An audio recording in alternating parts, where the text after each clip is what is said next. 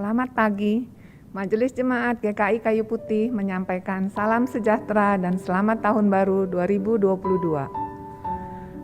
Semoga tahun 2022 menjadi tahun yang lebih baik lagi dari tahun-tahun sebelumnya dengan penyertaan Tuhan dan pengharapan kepadanya. Di awal tahun ini, kita akan bersama-sama mengikuti kebaktian tahun baru online dengan Premier. Ada beberapa informasi yang perlu disampaikan sebagai berikut.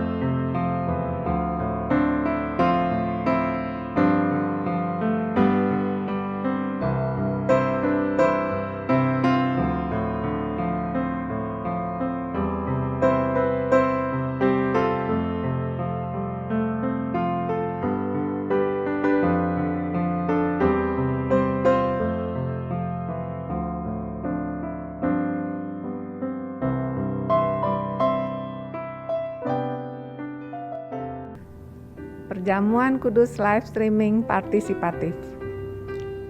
Besok hari Minggu tanggal 2 Januari 2022, Majelis Jemaat akan menyelenggarakan sakramen Perjamuan Kudus live streaming partisipatif bagi umat dan simpatisan yang sudah dibaptis dan mengaku percaya atau CD.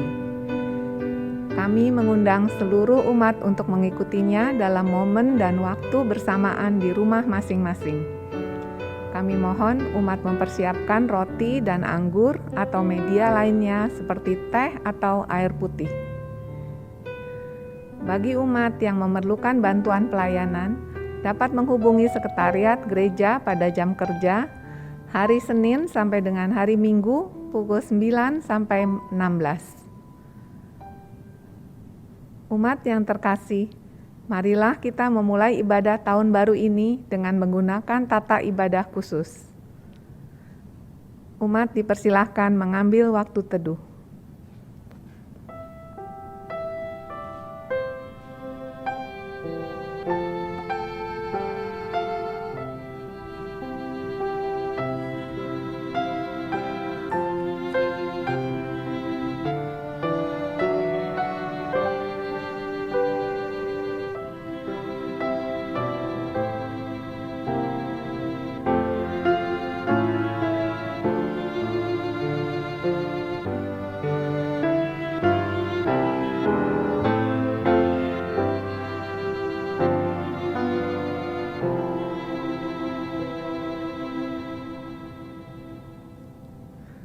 Umat diundang untuk berdiri.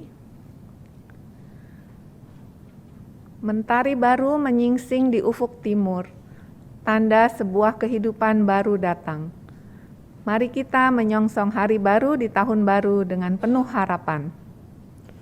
Harapan akan sebuah hidup dan kesempatan baru. Harapan akan berkat yang melimpah di tahun yang baru. Tahun yang akan dipenuhi dengan kejutan, misteri, dan dengan tantangan. Kami akan menyambutnya dalam iman. Karena Tuhan adalah Allah masa depan, dan dengan hikmat-Nya kami akan berjalan. Sebuah tahun baru ada di depan pintu, siap memasuki ziarah hidup kita. Sebuah tahun rahmat telah Tuhan buka. Mari kita sambut dengan penuh sukacita. Mari menyambutnya dengan hati berserah.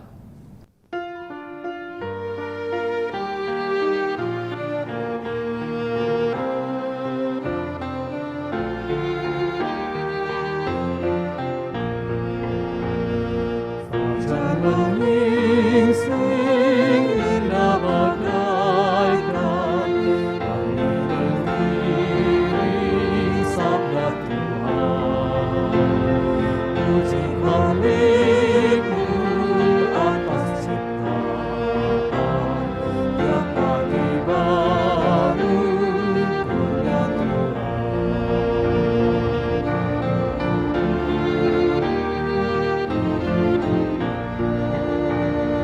indahnya hujan dan matahari, ciptaan Tuhan selalu sekali. Puji Khalik-Mu karena di bumi pohon bertumbuh bunga mekar.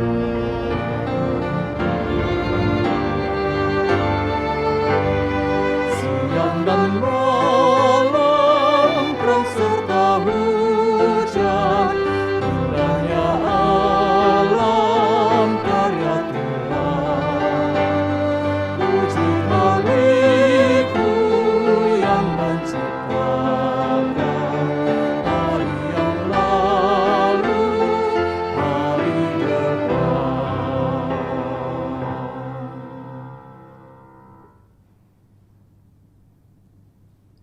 Umat yang dikasihi oleh Tuhan, kita bisa memasuki tahun baru ini hanya karena berkat pertolongan Tuhan, pencipta langit dan bumi yang memelihara kita dengan kasih setianya.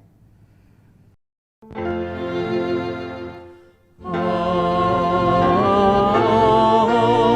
amin, amin.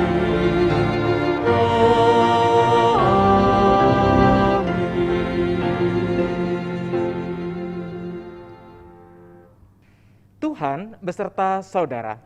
dan beserta saudara juga.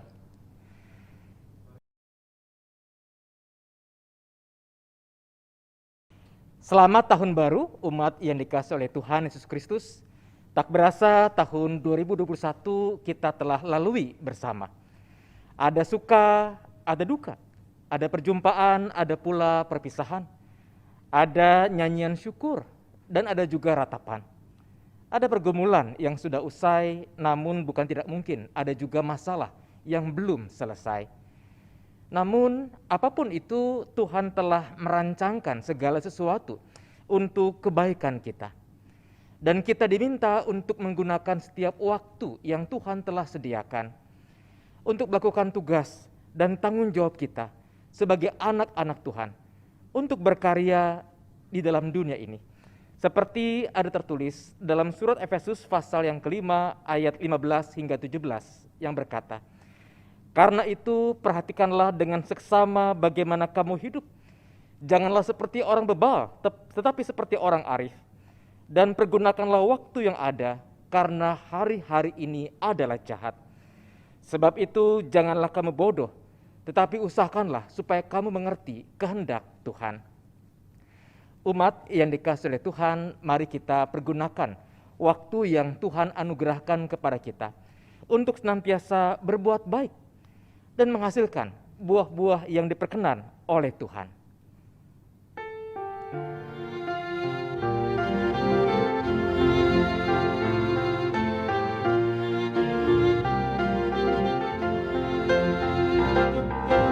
Terima kasih ya Tuhanku atas hari pemberian-Mu, hari baru limpah rahmat dan dipenuhi oleh kasih-Mu. Kau curahkan pada umat-Mu, Kau curahkan pada umat-Mu.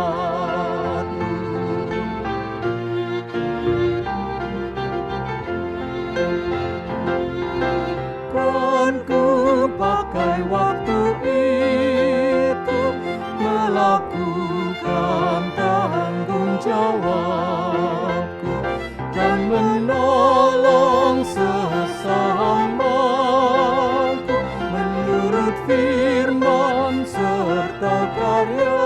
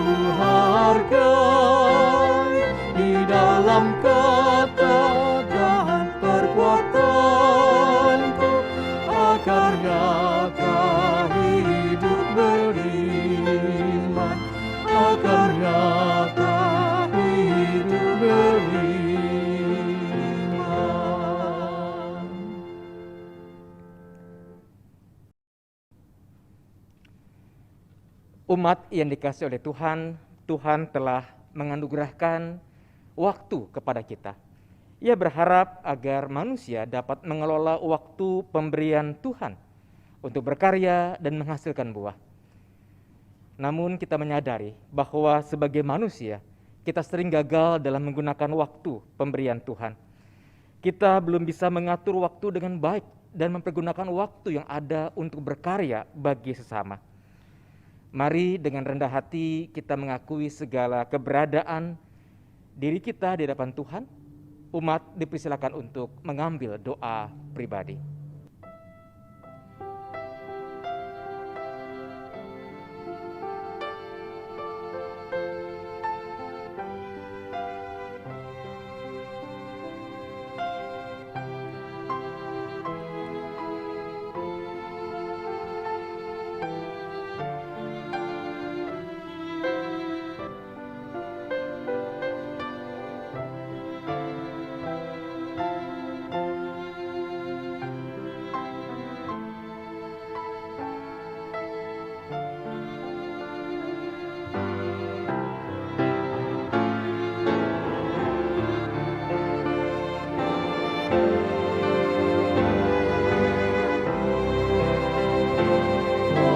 Datang tahun baru, inilah doaku. Ya Bapa selamanya, anakmu bimbinglah. Semoga ku alami sejahtera penuh, dan ajarku selalu padamu berserah.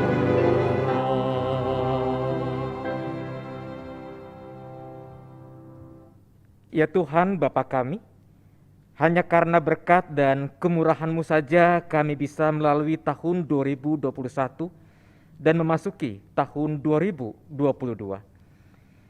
Di tahun yang baru ini kami hendak memulainya dengan suatu tekad yang baru. Tekad untuk hidup kudus dan berkenan di hadapan-Mu. Jangan biarkan dosa semakin menguasai hidup kami. Namun biarlah seiring dengan bertambahnya tahun hidup kami, semakin bertambah pula iman kami terhadap Engkau. Kami bukan hanya sebagai pendengar firman, namun juga sebagai pelaku-pelaku yang setia. Kami bukan hanya sekedar tahu akan firman-Mu, hafal akan segala ajaran-Mu, namun biarlah hidup kami juga memancarkan akan terang dan kasih-Mu. Mampukan kami di tahun yang baru ini untuk hidup dengan penuh syukur dan menyerahkan segala kekhawatiran dalam hidup kami dalam tangan-Mu, agar kami menjalani hari dengan damai sejahtera di dalam hati.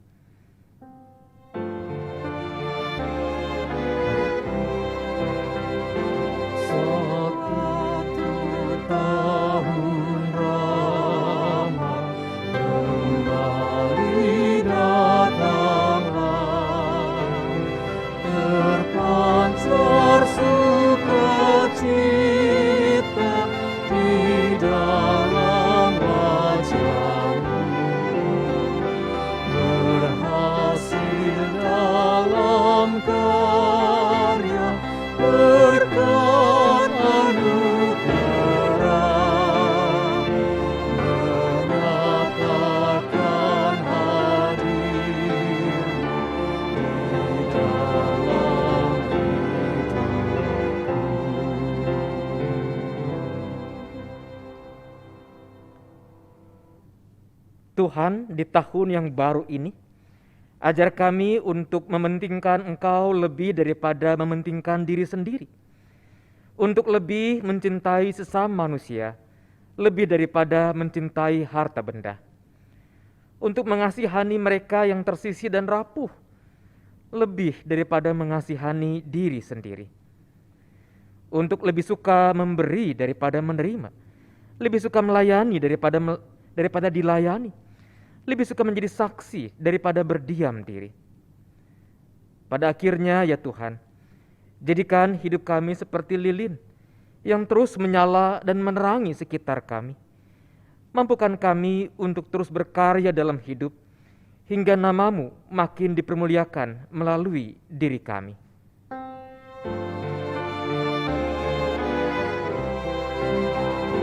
Di dalam tahun baru, hatiku rindulah melayani Kau Tuhan dan jadi saksi-Mu. Telah datang tahun baru, mintaku inilah, di bumi dan di sorga, Kau Tuhan sertaku. Amin.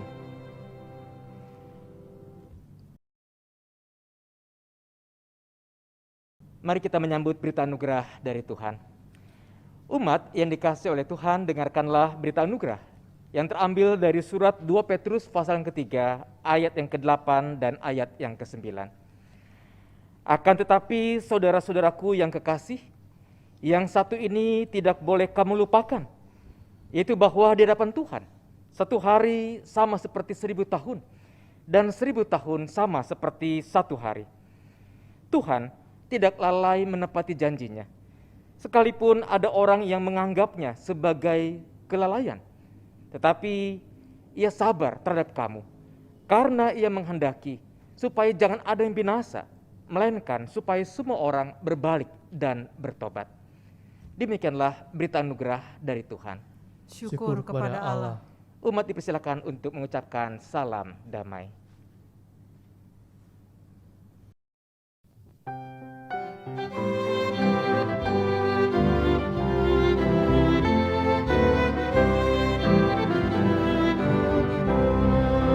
Pakailah waktu anugerah Tuhanmu, hidupmu singkat bagaikan kemar. Mana benda yang kekal di hidupmu, hanyalah kasih tak akan hilang. Tiada yang bakal di dalam dunia, segala yang indah pun akan lenyap. Namun kasih-Mu demi Tuhan Yesus sungguh bernilai dan tidak kekal.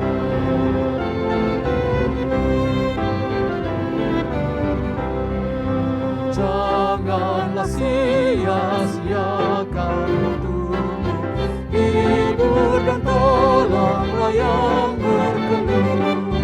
Biarlah lampu terus bercahaya, muliakanlah Tuhan dirimu. Tiada yang bakal di dalam dunia, segala yang indah pun akan lenyap. Namun kasih-Mu demi Tuhan Yesus sungguh bernilai dan tidak kekal.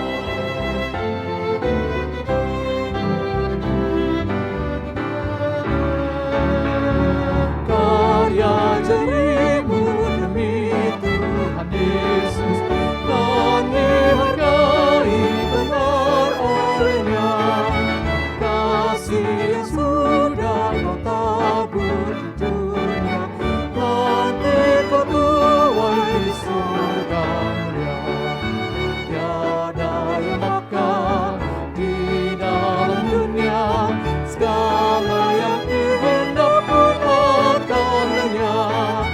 Namun kasih-Mu demi Tuhan Yesus sungguh bernilai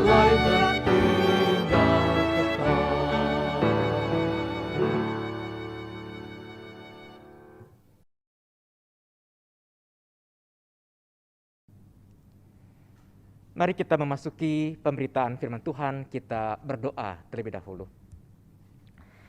Ya Tuhan, itulah tekad setiap kami bahwa kami rindu dan kami siap untuk memakai waktu yang adalah anugerah Tuhan dengan mengerjakan apa yang menjadi panggilan Tuhan dalam kehidupan kami. Karena itu Bapa, kami sadar bahwa kami membutuhkan tuntunan dan juga perlengkapan yang dari Tuhan, yang kami bisa jumpai dalam kebenaran firman Tuhan. Jikalau sebentar Bapa kami akan membaca satu bagian firman Tuhan, mendengarkan pemberitaan firman-Mu, kami siap untuk mengerti apa yang Tuhan mau. Dan karena itu Bapa, kami juga mohon dalam kerendahan hati kami, agar kiranya kuasa Roh yang Kudus menolong, menyertai kami, sehingga kami yang mengerti akan firman Tuhan juga bersedia untuk melakukannya dalam kehidupan sehari-hari. Pakailah hamba-Mu di tengah-tengah segala keterbatasannya, agar kiranya bagian firman Tuhan yang telah dipersiapkan dapat disampaikan seturut dengan kehendak Tuhan bagi kami.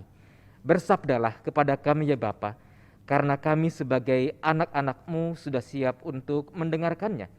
Dalam nama Tuhan kami, Yesus Kristus firman hidup, kami serahkan doa ini. Amin. Pembacaan Alkitab diambil dari Injil Tuhan Yesus Kristus menurut Matius pasal 25 ayat yang ke-31 hingga ayat yang ke-46. Firman Tuhan berkata, apabila Anak Manusia datang dalam kemuliaannya dan semua malaikat bersama-sama dengan Dia, maka Ia akan bersemayam di atas tahta kemuliaannya. Lalu semua bangsa akan dikumpulkan di hadapannya dan Ia akan memisahkan mereka seorang daripada seorang, sama seperti gembala memisahkan domba dari kambing. Dan Ia akan menempatkan domba-domba di sebelah kanannya dan kambing-kambing di sebelah kirinya. Dan Raja itu akan berkata kepada mereka yang di sebelah kanannya, mari, hai kamu yang diberkati oleh Bapa-Ku, terimalah kerajaan yang telah disediakan bagimu sejak dunia dijadikan. Sebab ketika aku lapar, kamu memberi aku makan. Ketika aku haus, kamu memberi aku minum. Ketika aku seorang asing, kamu memberi aku tumpangan. Ketika aku telanjang, kamu memberi aku pakaian. Ketika aku sakit, kamu melawat aku. Ketika aku di dalam penjara, kamu mengunjungi aku.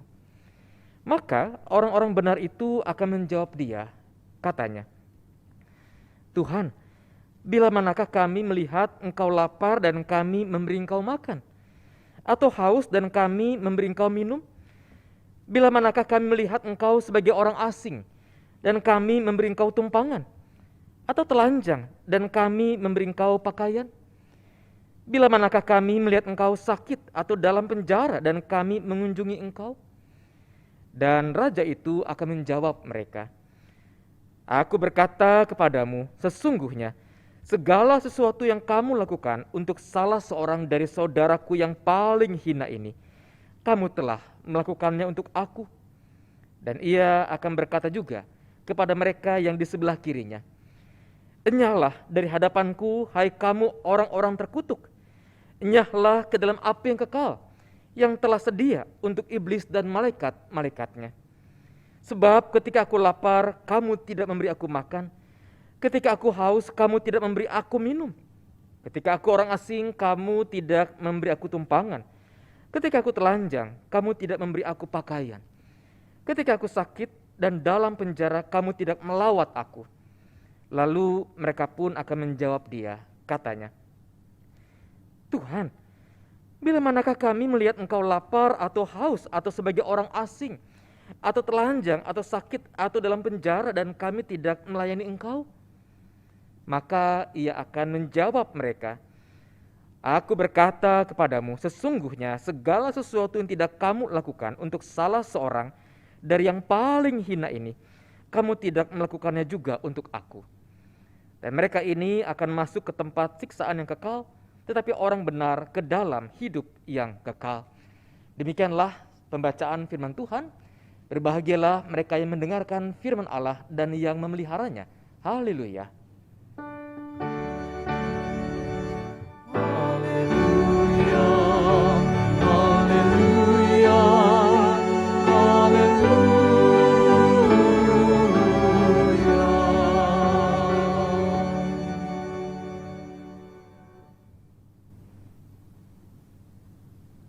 Jemaat yang dikasihi oleh Tuhan Yesus Kristus, selamat tahun baru bagi kita semua. Dan mengawali pemberitaan firman Tuhan untuk merenungkan pesan Tuhan bagi kita di tahun yang baru ini, maka saya ingin mengutip sejenak apa yang menjadi sinopsis dari sebuah film yang belum lama ini tayang di bioskop. Film apa yang dimaksud? Film Encanto yang berlatar belakang budaya Kolombia. Mungkin di antara kita ada yang sudah menyaksikannya. Nah, film Encanto berkisah tentang sebuah keluarga, yaitu keluarga Madrigal yang tinggal di situ pegunungan di Kolombia. Dan mereka, keluarga Madrigal ini tinggal di sebuah rumah yang memungkinkan setiap anggota keluarga di dalamnya memiliki kemampuan spesial. Setiap anggota keluarga ketika masih kanak-kanak pada usia tertentu akan menjalani momen pemberian kemampuan spesial. Ada anggota keluarga yang mampu untuk menumbuhkan tanaman, bunga-bunga di sepanjang tempat yang diinginkan. Ada juga yang berkemampuan untuk mendengar pembicaraan seseorang sekalipun dari kejauhan. Ada yang berkemampuan untuk menggeser awan hujan sehingga tidak terjadi di sebuah tempat yang dikehendaki. Ada juga yang punya kekuatan untuk mengangkat banyak binatang di pundaknya. Dan ada yang berkemampuan untuk berubah wujud menjadi sosok yang diinginkan, menyerupai orang lain. Tetapi ada satu orang yang pada malam inaugurasi, malam pemberian kemampuan spesial, ternyata tidak mendapatkan kemampuan spesial itu. Anak tersebut bernama Mirabel. Ia menjadi tokoh utama dalam film tersebut. Nah, neneknya Mirabel bersedih hati dengan kondisi cucunya ini. Sebab ia khawatir ketika Mirabel tidak mendapatkan kemampuan spesial pada malam yang seharusnya setiap anak akan mendapatkan kemampuan itu, ia khawatir bahwa Mirabel membawa kutukan bagi anggota keluarga yang lain. Sang nenek sendiri tidak bisa membayangkan apa jadinya tempat tinggal mereka kelak kalau sampai anggota keluarga mereka tidak lagi memiliki kemampuan spesial. Padahal selama itu keluarganya telah memberkati desa dengan kemampuan spesial yang mereka miliki. Dan kalau kemampuan spesial itu tidak lagi ada pada mereka, nenek ini tidak bisa membayangkan apa yang akan terjadi. Alhasil konflik mulai terjadi di tengah-tengah keluarga ini. Nah, saya tidak akan mengulas secara detail apa yang kemudian terjadi di tengah-tengah film Encanto tadi, karena bukan itu yang menjadi fokus, sebab lebih menarik untuk menontonnya secara langsung ketimbang mendengarkan cerita tentangnya. Nah, yang ingin saya bicarakan adalah apa yang mau kita cermati dari film ini. Saya ingin mengajak kita untuk melihat sosok neneknya Mirabel. Nenek dari Mirabel begitu bangga dan berfokus dengan kemampuan spesial dari setiap anggota keluarganya. Kemampuan spesial itu memang membuat keluarga Madrigal itu populer di antara warga kampung. Kemampuan spesial itu juga diyakini oleh sang nenek dapat melindungi keluarganya dari mara bahaya. Sang nenek dikisahkan memang pada masa yang lalu pernah menghadapi situasi yang penuh bahaya. Suaminya bahkan meninggal oleh karena satu serangan orang-orang jahat. Tetapi karena ada kemampuan spesial yang diberikan oleh sebuah lilin yang menyertai perjalanannya, maka sang nenek terlindung dari mara bahaya. Dan karena pengalaman itu, maka si nenek lantas terpukau dengan kemampuan spesial yang diberikan kepada setiap anggota keluarga yang ada di tengah-tengah keluarga Madrigal ini. Nah, jemaat yang dikasihi Tuhan, bukankah pola pikir seperti neneknya Mirabel ini yang begitu mengagungkan kemampuan spesial bisa juga muncul dalam keseharian kehidupan kita? Katakanlah dalam kehidupan berumah tangga, ada orang tua yang begitu bangga dan menghargai anak yang bisa berprestasi, entah prestasi di bidang akademik, juara kelas, juara olimpiade, atau juga berprestasi di bidang non-akademik, juara melukis, juara menyanyi, dan sebagainya. Tetapi ketika anak gagal juara, lantas orang tua tidak memberikan apresiasi apa-apa. Seolah-olah kegagalan itu adalah aib. Padahal bukankah seseorang bisa belajar dari kegagalan? Pepatah leluhur kita mengatakan bahwa kegagalan adalah pengalaman, adalah guru yang terbaik. Atau anak yang tidak bisa memberikan prestasi apa-apa kurang dibanggakan oleh orang tuanya dalam percakapan dengan sesama orang tua dibandingkan anak yang berprestasi. Atau dalam kehidupan yang lebih lanjut, dalam kehidupan pekerjaan, bukan tidak mungkin ada atasan yang begitu mengistimewakan pegawainya yang punya kemampuan spesial, terlepas dari karakternya yang tidak baik. Sementara pegawai yang biasa-biasa saja, tapi jujur dan tulus lantas dipandang sebelah mata. Nah, pemimpin bangsa-bangsa juga menjadikan negara-negara yang punya kemampuan spesial sebagai mitra strategis mereka. Lantas mereka mengabaikan negara-negara miskin yang tidak punya kemampuan spesial dalam hubungan bilateral dengan negara-negara tersebut. Nah, jemaat yang dikasihi Tuhan, ketika saya mengungkapkan hal ini bukan berarti bahwa kemampuan spesial, talenta yang ada pada kita tidak perlu diperhatikan. Tentu itu perlu diperhatikan, perlu dikembangkan. Oleh karena itu saya ingin mengajak kita melihat hal yang lain, bahwa ketika manusia, ketika dunia lebih sering menganggap kemampuan spesial sebagai sesuatu hal yang luar biasa, sebagai hal yang indah, sebagai hal yang dicari, sebagai hal yang diutamakan, maka kecenderungan yang seperti itu pada gilirannya bisa membuat kita mengabaikan mereka yang tampak biasa-biasa saja. Padahal setiap orang bukankah adalah pribadi yang unik. Mirabel dalam film Encanto diremehkan oleh saudara-saudarinya, bahkan oleh neneknya sendiri yang suatu kecil sangat mengasihi Mirabel ini. Ketika dalam suatu penglihatan ditampilkan bagaimana Mirabel bisa menyelamatkan tempat tinggal mereka, sang nenek tidak percaya bahwa Mirabel bisa melakukannya karena Mirabel tidak punya kemampuan spesial. Mirabel dalam film itu memang tidak memiliki kemampuan spesial, tetapi dia punya keberanian, dia punya ketulusan untuk menyelamatkan keluarganya. Nah, kecenderungan dunia untuk mengagungkan begitu rupa kemampuan spesial bisa mengabaikan orang yang tampak biasa-biasa saja. Yang kedua, kecenderungan berfokus pada kemampuan spesial membuat kita lupa, membuat kita abai bahwa manusia, bahwa setiap diri kita punya sisi-sisi yang rapuh. Tanpa terkecuali, pandemi COVID-19 yang terjadi sekarang ini bukankah mengungkap dimensi kerapuhan tersebut? Di hadapan virus yang begitu kecil, tidak kasat mata kita, apakah dia pejabat atau rakyat, apakah dia pendeta atau umat, bisa terpapar, bahkan terkapar. Nah, orientasi yang melulu pada kemampuan spesial lantas bisa mengabaikan perhatian kita pada sesama manusia dalam kerapuhannya. Nah, jemaat yang dikasihi oleh Tuhan Yesus Kristus, bacaan Alkitab kita, Injil Matius, ditujukan kepada sebuah komunitas Yahudi Kristen yang hidup pada pengaruh Helenisme atau budaya Yunani yang begitu kuat. Kebudayaan Yunani sendiri begitu mengagungkan kemampuan spesial, terutama kekuatan. Itulah sebabnya kalau kita suka melihat film-film yang berlatar belakang abad pertama, film-film tentang Kaisar Romawi dan lain-lainnya, maka kita akan mudah melihat bangunan-bangunan dalam arsitektur Yunani Romawi dihiasi oleh aneka rupa patung manusia yang begitu menonjolkan kekuatan, otot, dan sejenisnya. Itulah gambaran bahwa budaya Yunani pada abad pertama begitu mengagungkan kemampuan spesial, terutama kekuatan yang disimbolkan dengan adanya manusia, orang-orang yang berotot dalam aneka patung yang mereka buat.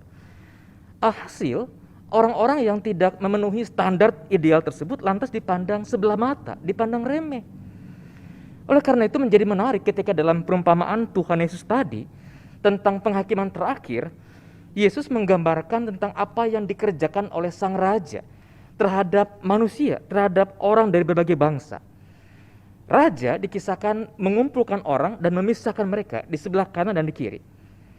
Raja memberikan upah kepada orang-orang di sebelah kanan, yaitu hidup yang kekal, karena mereka sudah mengerjakan apa yang baik kepada mereka yang lemah, kepada mereka yang telanjang, yang miskin, yang lapar, yang haus, yang dalam penjara. Sang raja berkata dalam ayat yang ke-40, "Aku berkata kepadamu, sesungguhnya segala sesuatu yang kamu lakukan untuk salah seorang dari saudaraku yang paling hina ini, kamu telah melakukannya untuk aku." Sebaliknya, sang raja memberikan upah maut kekal kepada mereka yang berada di sebelah kirinya, sebab mereka mengabaikan orang-orang yang rapuh, orang-orang yang lemah, orang-orang yang hina. Nah, jemaat yang dikasihi Tuhan, lewat perumpamaan ini, Yesus sesungguhnya hendak mengajak umat Kristen untuk sungguh-sungguh memberi perhatian kepada sesama yang rapuh. Apakah itu mereka yang lapar? Apakah itu mereka yang sakit? Apakah itu mereka yang haus? Apakah mereka yang tidak punya pakaian, yang dalam penjara, dan seterusnya. Sekaligus dari perumpamaan ini, Yesus hendak mengkritik budaya Helenis yang begitu mengagungkan kekuatan atau kemampuan spesial. Sebab itu membuat manusia kehilangan empati kepada mereka yang rapuh. Jemaat yang terkasih, dari teks Alkitab yang seperti ini, apa yang bisa kita pelajari untuk direnungkan lebih lanjut? Ada 3 hal yang akan kita pelajari. Yang pertama adalah perumpamaan tentang penghakiman yang terakhir yang Yesus ajarkan kepada kita secara tidak langsung berbicara tentang 2 kehidupan sekaligus. Kehidupan saat ini, di sini, di dunia ini, dan juga kehidupan nanti, di sana, dalam kekekalan. Nah, oleh karena itu, setiap kita tanpa terkecuali jangan melulu melihat pada satu sisi kehidupan saja. Misalkan ada orang-orang yang merasa bahwa karena hidup ini hanya sekali, karena itu perlu dijalin dengan sepuas-puasnya. Namun konotasinya negatif, mengarah pada hedonisme. Apakah itu mabuk-mabukan, bermain judi, main perempuan, main laki-laki, dan sebagainya. Slogannya adalah hidup itu sudah rumit. Jangan dibikin rumit, harus menyenangkan diri. Ada orang-orang yang seperti itu. Atau sebaliknya justru, ada juga orang yang begitu ingin mengalami hidup dalam kekekalan, lantas dia menarik diri dari kehidupan sosial, hanya berdoa, membaca Alkitab, memuji Tuhan, tidak mau melakukan tanggung jawab sosial. Kalau dia sudah menikah, dia mengabaikan pasangan. Kalau dia sudah punya, katakan sudah pada usia bekerja, tidak mau bekerja. Orang tua tidak diurus, dan sebagainya. Ini pun bukan hal yang tepat. Nah, jemaat yang dikasihi Tuhan, saat ini ketika kita berada pada tahun yang baru, hal yang seringkali kita lakukan adalah kita membuat resolusi memasuki tahun yang baru ini. Dan bukan tidak mungkin seringkali resolusi yang kita buat itu hanya tertuju pada kehidupan kita saat ini. Katakanlah kalau di tahun yang lalu kita seringkali bangun agak siang, karena ketika kita bekerja dari rumah, kita tidak perlu berjalan melewati kemacetan, akhirnya kita terbiasa bangun agak siang. Lalu kita punya resolusi baru untuk bangun lebih pagi. Atau ketika tahun lalu kita jarang berolahraga, kita beresolusi untuk lebih rutin berolahraga. Karena PPKM ternyata pelan-pelan ke meja kita mengecil. Atau kita berkomitmen, ketika kita mengerjakan banyak hal dari rumah, kita terbiasa terpapar oleh gadget, laptop, dan sebagainya, kita beresolusi 2 jam dalam sehari, selain dalam kondisi tidur, kita akan membiasakan untuk tidak memegang gadget, dan sebagainya. Resolusi-resolusi itu kalau kita perhatikan tertuju pada kehidupan kita sendiri, pada kehidupan saat ini. Oleh karena itu firman Tuhan hari ini mengingatkan kita untuk juga membuat resolusi yang berdampak pada kehidupan dalam kekekalan. Katakanlah kita beresolusi untuk mau rutin membaca Alkitab, setidaknya 1 pasal 1 hari. Atau kita menyisihkan sebagian penghasilan kita untuk kegiatan kebaikan, untuk charity, selain untuk investasi. Kita melakukan doa syafaat, doa untuk orang lain, doa untuk bangsa negara, untuk gereja, dan sebagainya. Setidaknya seminggu sekali. Kita menyapa orang-orang yang sendirian, orang-orang yang hidup dalam kesepian, sebulan sekali, dan seterusnya. Bacaan pertama mengajak kita untuk memperhatikan 2 dimensi kehidupan saat ini, dan kehidupan yang akan datang secara seimbang. Nah, yang kedua, ketika tadi dalam hal yang pertama kita belajar untuk mengerjakan apa yang baik dalam kehidupan kita, dan kita melihat dalam perumpamaan tentang perjamuan terakhir itu, atau tentang penghakiman terakhir itu, bagaimana sang raja memberikan upah kepada mereka yang telah melakukan kebaikan, kepada mereka yang telah menghiraukan yang rapuh. Tidak berarti bahwa keselamatan, tidak berarti bahwa upah hidup kekal itu digapai dengan perbuatan baik kita. Dalam ayat 34 bacaan kita dikatakan demikian. Dan raja itu akan berkata kepada mereka yang di sebelah kanannya, "Mari, hai kamu yang diberkati oleh Bapakku, terimalah kerajaan yang telah disediakan bagimu sejak dunia dijadikan." Perhatikan kata terimalah dalam bacaan kita. Secara harfiah, kata terimalah ini juga berarti warisilah. Dalam bahasa Inggris, dalam sebagian besar Alkitab terjemahan bahasa Inggris menggunakan kata inherit, warisilah. Dan kalau kita bicara tentang warisan, bukankah warisan itu adalah sesuatu yang diberikan oleh orang tua kepada anak? Bukan sesuatu yang dikejar, bukan sesuatu yang diupayakan oleh sang anak untuk mendapatkan warisan. Pun demikian, soal masuk dalam kekekalan, masuk kerajaan sorga adalah upah, adalah pahala yang Tuhan berikan karena kasih, karena kemurahannya kepada kita, bukan karena perbuatan baik kita. Nah, jemaat yang dikasihi oleh Tuhan, Tuhan Yesus mengatakan bahwa kerajaan itu telah disediakan bagi kita sejak dunia dijadikan. Itu artinya Tuhan merancang kehidupan yang baik bagi setiap kita.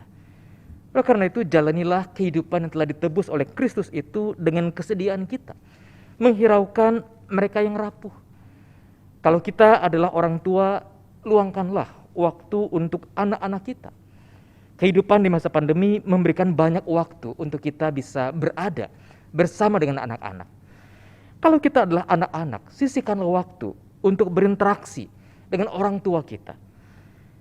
Kalau kita berjumpa dengan orang-orang yang biasa membantu kita, apakah itu petugas keamanan lingkungan, petugas keamanan kantor, petugas kebersihan kantor, sapalah mereka dengan penuh kasih, dengan penuh ketulusan. Yang ketiga, kita akan belajar tentang hal yang lain. Dalam bacaan firman kita tentang penghakiman terakhir, ada sekelompok orang yang ditempatkan di sebelah kiri. Mengapa ada orang-orang yang duduk di sebelah kiri raja? Mereka yang ada di sebelah kiri raja memang biasanya dipahami sebagai orang-orang yang jahat. Tetapi Alkitab tidak menyebut spesifik siapa mereka. Lain dengan orang-orang yang ada di sebelah kanan, disebut sebagai orang-orang benar. Tapi Alkitab tidak menyebut orang-orang ini sebagai orang-orang yang jahat. Bukan tidak mungkin di antara mereka ada orang jahat, iya. Tetapi bukan tidak mungkin juga di antara mereka ada orang-orang yang sebenarnya tidak jahat, tidak mengerjakan apa yang buruk, tetapi justru secara tidak langsung mereka tidak melakukan apa-apa yang baik untuk orang lemah. Mereka tidak peduli kepada mereka yang hina. Dengan kata lain, dosa orang-orang ini bukan karena telah melakukan apa yang jahat, tapi lebih ketidak melakukan apa yang baik, apa yang benar. Firman Tuhan dalam Yakobus pasal 4 ayat 17 berkata, "Jadi, jika seorang tahu bagaimana ia harus berbuat baik, tetapi ia tidak melakukannya, ia berdosa." Dalam bahasa yang lebih sederhana, dosa mereka bersifat pasif. Mereka tidak melakukan apa yang seharusnya dilakukan, apa yang sebaiknya dilakukan. Nah, jemaat yang dikasihi oleh Tuhan Yesus Kristus, orang-orang ini bukanlah orang yang jahat. Mereka tidak melakukan kejahatan, tetapi mereka gagal melakukan kebaikan. Tidak melakukan sesuatu juga menjadi dosa yang serius. Karena hal itu seringkali menyiratkan kecenderungan dan sikap hati seseorang. Ada kalanya orang mengatakan tidak ada waktu untuk melakukannya. Itu berarti tidak ada niat untuk melakukannya, tidak ada hati untuk mengerjakannya. Ini bukan urusan waktu, tetapi prioritas hidup. Ini bukan soal durasi, tetapi soal orientasi hati. Nah, mengapa ada orang-orang yang mengaku diri sebagai orang Kristen tetapi tidak peduli dengan orang lain yang hina? Tidak peduli dengan mereka yang menderita? Bisa jadi. Bisa jadi karena mereka belum memahami arti Injil yang sebenarnya. Hati mereka belum diubahkan oleh belas kasihan Kristus. Hati mereka mungkin telah terikat pada segala hal yang diagungkan oleh dunia ini. Pada kekayaan, kebanggaan, popularitas, dan sebagainya. Atau pada kemampuan spesial seperti dalam film Encanto di awal khotbah tadi. Nah, mereka yang telah mengalami Kristus seharusnya melihat orang lain dari kacamata Kristus. Yang hatinya telah diubahkan oleh Kristus seharusnya juga ingin mengadakan perubahan dengan kekuatan Kristus. Kiranya Tuhan Yesus menolong kita untuk terus menghiraukan yang rapuh dalam kehidupan yang telah Tuhan menangkan ini. Kiranya Tuhan memberkati kita. Sebuah sapaan dari tim pengerja akan disampaikan dalam bentuk video. Sahabat-sahabat yang terkasih di dalam Kristus, hampir 2 tahun kita bertahan dalam situasi pandemi. Kegagalan, duka, perubahan, dan berbagai tekanan berdatang. Rapuh telah menjadi kawan yang pelan-pelan kita rengkuh. Bila sejenak kita menoleh ke belakang, ingatlah bagaimana Tuhan telah menolong kita. Ia mengangkat kita ketika kita terjatuh, sehingga kita dimampukan bertahan sampai hari ini. Kita masih diberikan kesempatan untuk menikmati berkat anugerah-Nya. Dan telah nampak bagi kita semua bahwa perjuangan yang sudah kita lalui bukanlah semata-mata perjalanan terseok di padang gurun yang gersang, melainkan ini adalah juga pengalaman di mana kita menikmati oasis di tengah dahaga. Kasih-Nya senantiasa mengisi ruang hampa hati yang sepi. Kekuatannya tercurah di waktu-waktu kita susah, dan terangnya menuntun kita melalui kabut perjalanan di hidup ini. Kita semakin melihat betapa Tuhan itu dekat, dan kita terus belajar untuk terus bergantung kepadanya. Dia memberikan kepada kita bekal berharga untuk melanjutkan langkah kita di tahun yang baru, yaitu dengan iman, pengharapan, dan kasih. Dan bukankah itu menjadi satu momen yang indah untuk kita bisa mewartakan kasih Allah di tengah dunia, dan untuk kita bisa menjadi perpanjangan kasih Tuhan di tengah-tengah kerapuhan dunia ini. Kita telah merenungkan firman Tuhan di bawah tema menghiraukan yang rapuh. Marilah kita bersama menjadi pelita-pelita yang kecil, yang menerangi ruang jumpa kita bersama dengan mereka yang rapuh. Marilah menjadi pengingat bahwa kasih Tuhan senantiasa tercurah kepada mereka sebagai bentuk syukur kita bahwa Tuhan telah hadir di dalam kerapuhan hidup kita. Panitia Natal telah memfasilitasi kita dengan aksi berbagi nasi yang rencananya akan dibagikan kepada para pekerja informal pada hari Sabtu tanggal 8 dan tanggal 15 Januari akan datang. Biarlah ini menjadi salah satu langkah yang bisa kita kerjakan dari sekian banyak langkah konkret lainnya dalam rangka panggilan kita menghadirkan kasih di tengah kerapuhan dunia. Selamat Tahun Baru bagi segenap anggota jemaat dan simpatisan GKI Kayu Putih. Mari kita awali tahun baru ini dengan mengingat apa yang Paulus katakan di dalam 1 Korintus 13 ayat 13. Demikianlah tinggal ketiga hal ini, yaitu iman, pengharapan, dan kasih. Dan yang paling besar di antaranya ialah kasih. Kiranya damai sejahtera dan kasih dari Tuhan Yesus Kristus berikan kita kemampuan untuk menggerakkan diri kita dengan kegembiraan untuk berbagi dan hidup bersama-sama dengan sesama kita yang hidup dalam kerapuhan. Tuhan Yesus memberkati.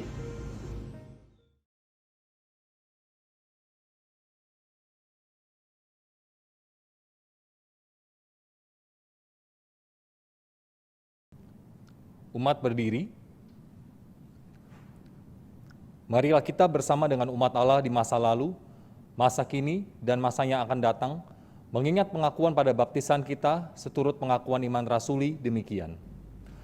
Aku percaya kepada Allah, Bapa yang Maha Kuasa, Khalik langit dan bumi, dan kepada Yesus Kristus, anaknya yang tunggal Tuhan kita, yang dikandung daripada Roh Kudus, lahir dari anak darah Maria, yang menderita sengsara di bawah pemerintahan Pontius Pilatus, disalibkan, mati, dan dikuburkan, turun ke dalam kerajaan maut.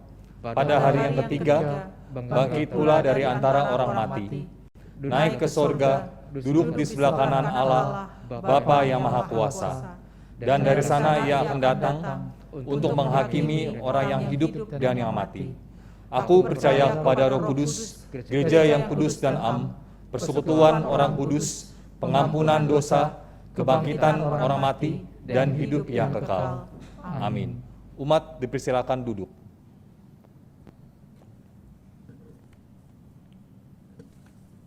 Mari kita masuk dalam doa syafaat.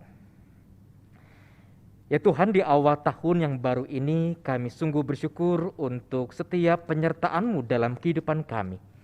Dan ketika kami diingatkan lewat firman Tuhan tadi untuk kami mau menghiraukan, mempedulikan mereka yang rapuh, maka biarlah kesediaan kami menaikkan doa syafaat kami adalah wujud nyata bagaimana kami mengingat mereka yang rapuh, yang membutuhkan dukungan dan topangan doa kami.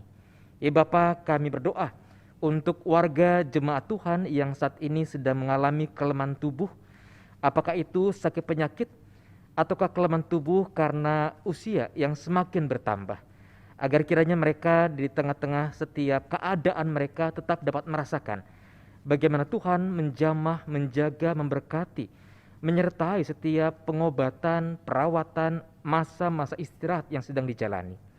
Kami juga Bapak berdoa untuk warga jemaat yang bergumul di tengah-tengah kehidupan ekonomi keluarga.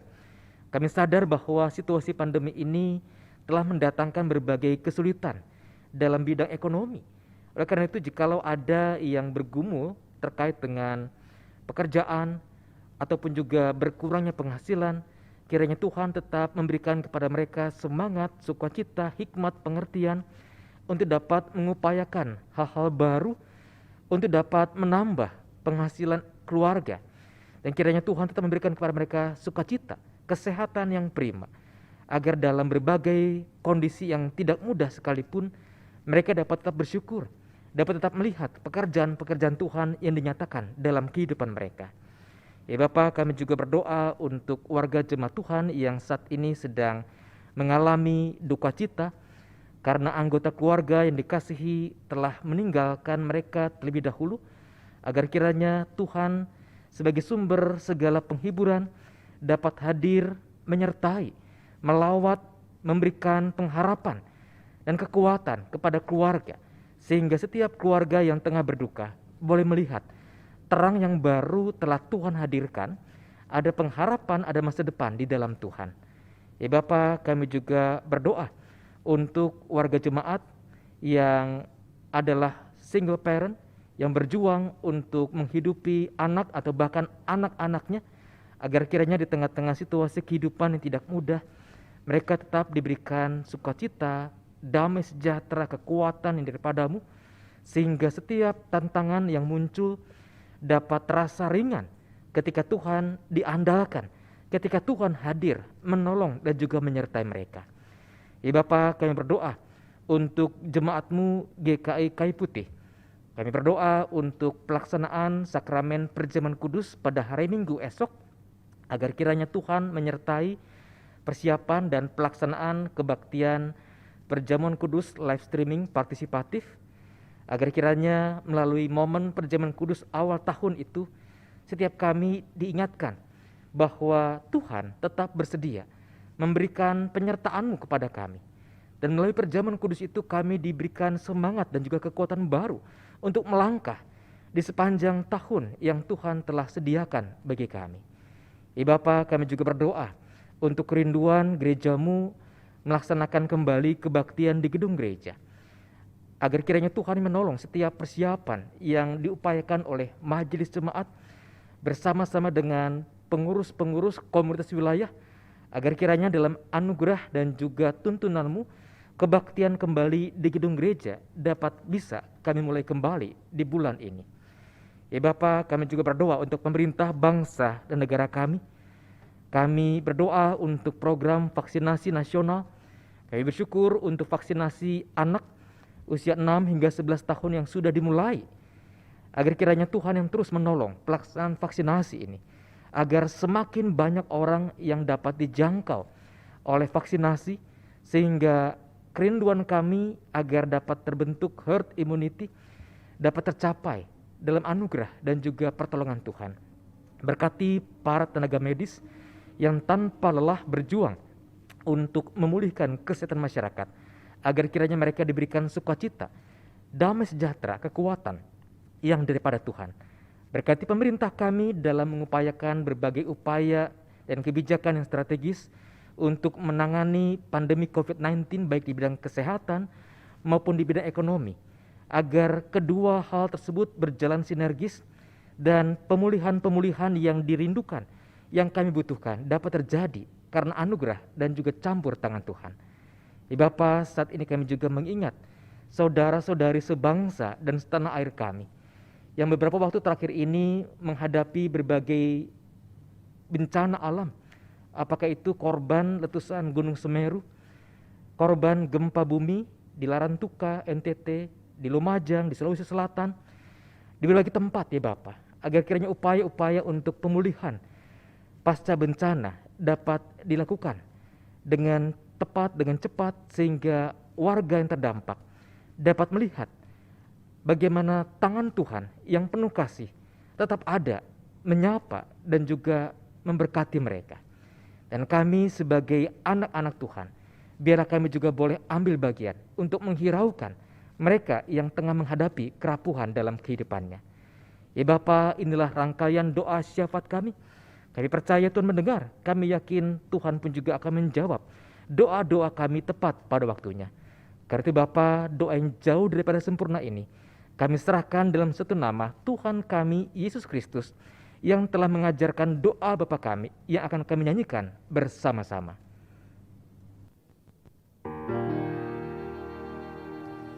Bapa kami yang ada di sorga, dikuduskanlah nama-Mu,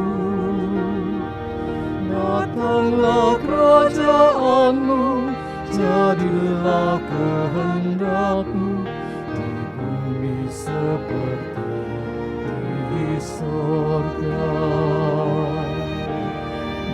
Kami hari ini makanan yang secukupnya, ampuni salah kami seperti kami ampuni yang bersalah pada kami. Jangan bawa kami dalam pencobaan, melainkan lepaskan kami dari yang jahat.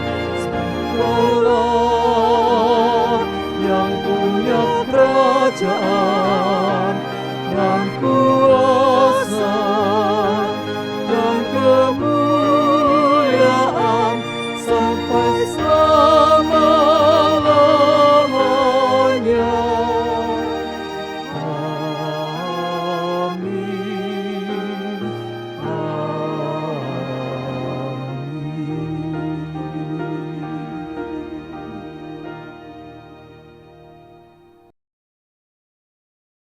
Kita bersyukur saat kita mengerti betapa besar karya Allah dalam hidup sepanjang hari dan sepanjang tahun yang telah berlalu. Marilah kita nyatakan ungkapan syukur kepada Tuhan Allah melalui persembahan hidup kita, seperti firman-Nya di dalam Ibrani 13 ayat 15-16.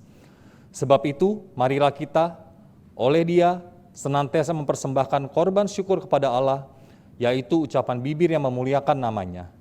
Dan janganlah kamu lupa berbuat baik dan memberi bantuan, sebab korban-korban yang demikianlah yang berkenan kepada Allah.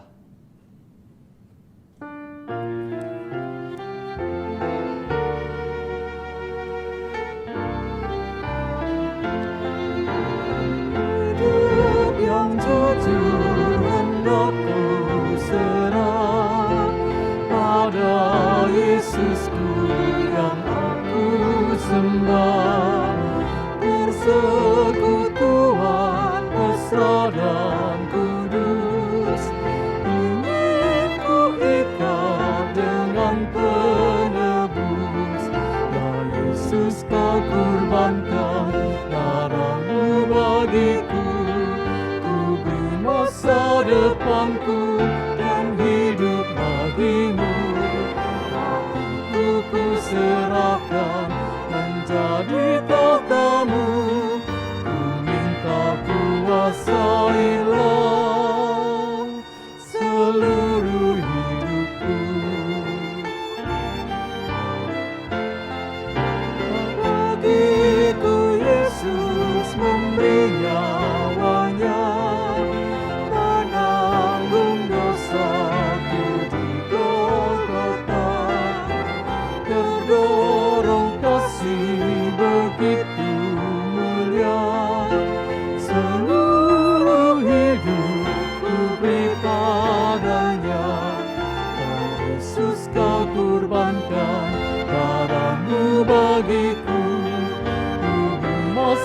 depanku dan hidup bagimu. Hatiku ku serahkan menjadi tatamu. Ku minta kuasailah seluruh hidupku.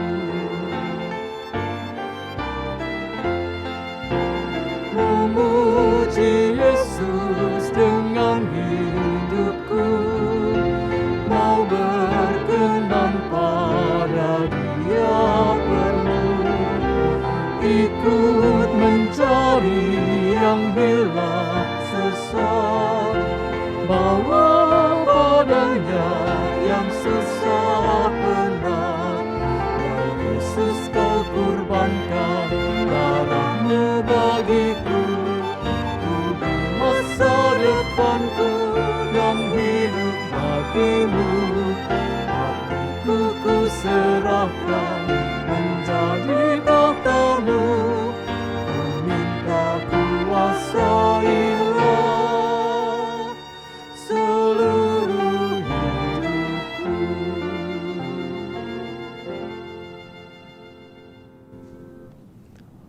Umat berdiri, mari kita satu di dalam doa. Bapa kami di surga, yang baik buat kehidupan kami mengucap syukur untuk setiap penyertaan Tuhan ketika kami boleh memasuki hari pertama di tahun 2022 ini. Sungguh ketika kami sejenak menoleh ke belakang, kami melihat bahwa begitu besar cinta Tuhan dalam kehidupan kami. Tuhan berjalan di semua musim hidup kami. Walaupun di dalam keadaan yang tidak begitu baik pun kami melihat bahwa Tuhan Yesus baik. Oleh karena itu ya Bapa, di hari pertama di tahun 2022 ini kami mengungkapkan rasa terima kasih kami, syukur kami di hadapan Tuhan yang begitu baik. Kami membawa persembahan syukur kami dan kami mohon Tuhan berkenan menerima persembahan kami dan Tuhan boleh memakai apa yang boleh umat-Mu berikan ini menjadi perpanjangan tangan Tuhan, menjadi saluran berkat dan bisa memuliakan nama Tuhan. Ajar kami Tuhan untuk terus menghitung hari hingga kami beroleh hati yang bijaksana dan untuk boleh hidup dalam jalan Tuhan sehingga rencana Tuhan boleh digenapi, sehingga hidup kami boleh menjadi berarti buat sesama kami dan bisa senantiasa memuliakan nama Tuhan. Di dalam nama Tuhan kami Yesus Kristus kami berdoa dan mengucap syukur. Amin.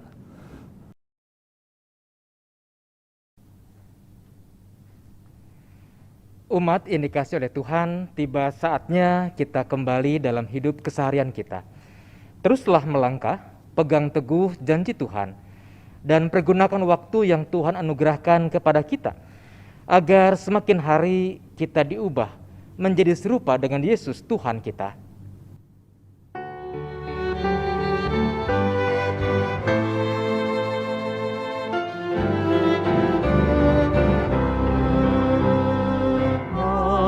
Makin serupa Yesus Tuhanku, inilah sungguh kerinduanku. Makin bersabar, lembut dan berendah, makin setia dan rajin bekerja. Tuhanku, ku berikan padamu hidup penuh dan hatiku senang. Hapuskanlah semua dosaku, jadikanlah ku milikmu.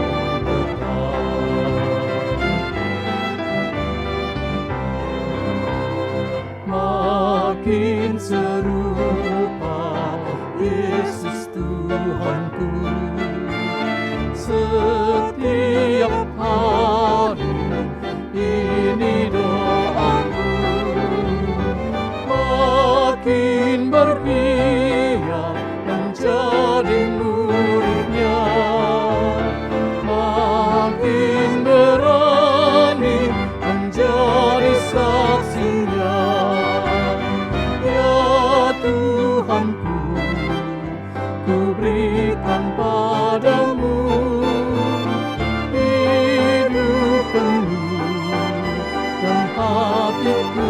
segera.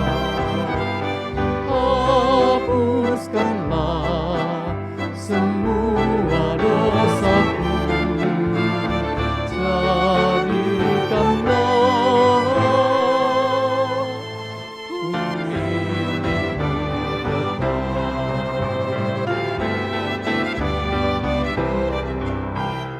makin serupa Yesus Tuhanku, ini selalu cita-citaku,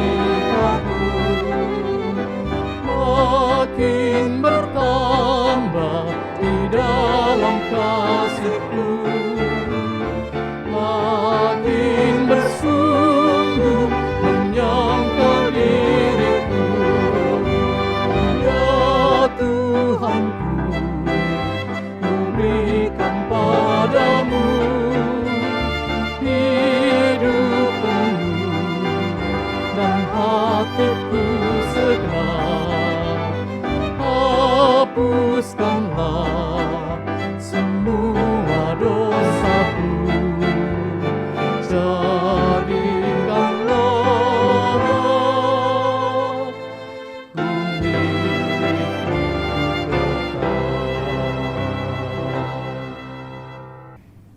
Arahkanlah hatimu kepada Tuhan. Kami mengarahkan hati kami kepada Tuhan. Jadilah saksi Kristus. Syukur kepada Allah, Terpujilah Tuhan. kini dan selamanya. Mari kita kembali dalam keseharian kita, dalam iringan berkat Tuhan. Kiranya engkau dapat menjalani tahun ini dalam rasa syukur atas anugerah Allah yang diberikan kepadamu. Dan kiranya juga engkau dapat melihat hari esok dengan pengharapan yang diliputi keheranan akan kasih Allah. Sebab Allah adalah sahabat yang selalu menemani setiap langkahmu. Kiranya dalam kehidupanmu, badai tak menumbangkanmu, dan kekelaman tak menggoyahkanmu, sebab Allah adalah perisai dan batu karangmu. Kiranya ada karya bagi tanganmu, dan rezeki yang cukup bagi hari-harimu, sebab Allah adalah sumber berkat dan sukacitamu. Dan kiranya Allah Trinitas, Bapa, Anak dan Roh Kudus, menyempurnakan iman pengharapanmu dari hari ini hingga selama-lamanya. Amin.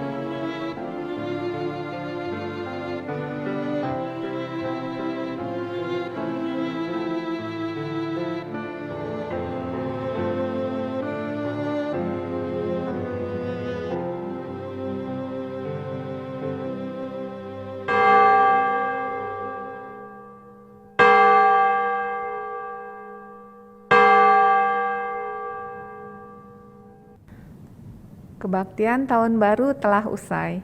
Majelis Jemaat GKI Kayu Putih mengucapkan selamat tahun baru, Tuhan Yesus memberkati.